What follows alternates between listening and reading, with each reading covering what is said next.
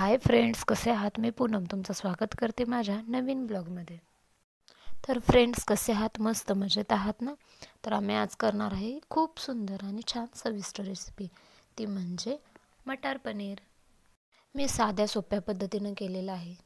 म्हटलं तुमच्यासोबतही शेअर करावा. त्यासाठी घेतलेलं आहे 200 ग्रॅम पनीर, मटर पनीर मसाला, आलं लसूण पेस्ट, कांदा, टोमॅटो भाजून घेतलेला आहे आणि त्यांची पेस्ट करून घेतलेली आहे. तिखट, चवीनुसार मीठ, कोथिंबीर. आमचे पडद्यामागचे कलाकारसुद्धा पाहिले ना, त्यांना घेऊनच ही रेसिपी चाललेली. गॅसवरती कढईमध्ये अशा प्रकारे पनीर तळून घेतलं. थोडंसं भाजून घेतल्यानंतर ते पनीर खातानाच त्याला टेस्टही छान येते आणि ते कडक होत नाही. त्याच्यात सॉफ्टपणा राहतो आणि टेस्टही मस्त वाटते. त्यामुळे ते कढईमध्ये अशा प्रकारे भाजून घेतलं. आयुष्य आईस्क्रीमसारखं आहे. टेस्ट केलं तरी वितळतं, वेस्ट केलं तरी वितळतं. वितळतं म्हणून टेस्ट करायला शिका, वेस्ट तर ते आपोआपच जात असतं. बघा, अशा प्रकारे पनीर तळून घेतलं तेलामध्ये. चला, आता पनीर पण तळून झालेलं आहे, तसेच टोमॅटो आणि कांद्याची पेस्ट पण तयार आहे. तर सुरू करूया आपल्या रेसिपीला. त्यासाठी गॅसवरती कढईमध्ये छोटे 2-3 पळी तेल टाकलं. त्यानंतर त्याच्यामध्ये टोमॅटो आणि कांद्याची जी पेस्ट केलेली ती त्यामध्ये टाकली. ती प्रथम छानपैकी भाजून घ्यायची. इथे रेसिपी चालू असतानाच लाईटने शुभारंभ केला. मग काय, आपली रेसिपी भन्नाटच होणार ना.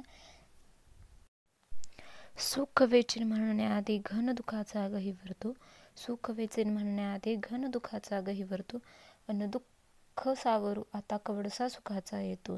या ऊन सावली संगे रमण्यासही मौज म्हणून मी हसून हल्ली माझ्या जगण्याला श्रावण म्हणते.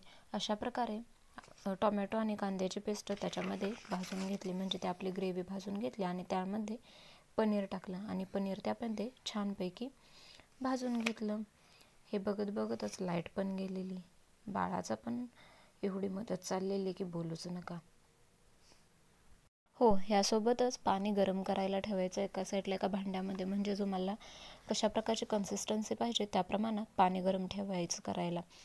गरम पाणी टाकल्यानंतर पनीर छान होते. म्हणजे कोणत्या आमटीमध्ये पाणी गरम करून जर टाकलं तर त्याची टेस्ट अजूनच वाढते.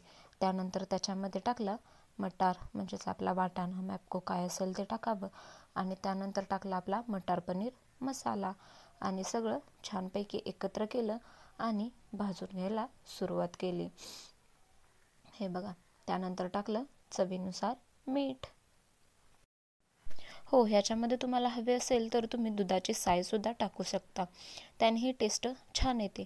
नंतर तुम्हाला जेवढं हवं आहे तेवढं लाल तिखट त्याच्यात चवीनुसार तुमच्या, किंवा तुम्हाला जसं झणझणीत मध्यम कसं हवं असेल तसं तुमच्यानुसार टाका. आणि त्यानंतर त्याच्यामध्ये गरम केलेलं पाणी मिक्स करावं जेवढं तुम्हाला पाहिजे. त्यानंतर थोडी उकळी आली की त्यामध्ये थोडीशी कोथिंबीर टाकायची, त्याच्यामुळे त्याला टेस्टही छान येते.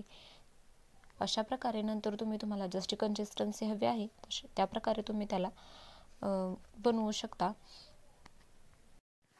अशा प्रकारे आपलं पनीर रेडी आहे. त्यानंतर आमची ग्रोथ अँड डेव्हलपमेंटमधला काही भाग सुरू होता. उभं राहायचं, पडायचं, उभं राहायचं, पडायचं. व्हिडिओ आवडला असेल तर please like, share and subscribe करा. Thanks for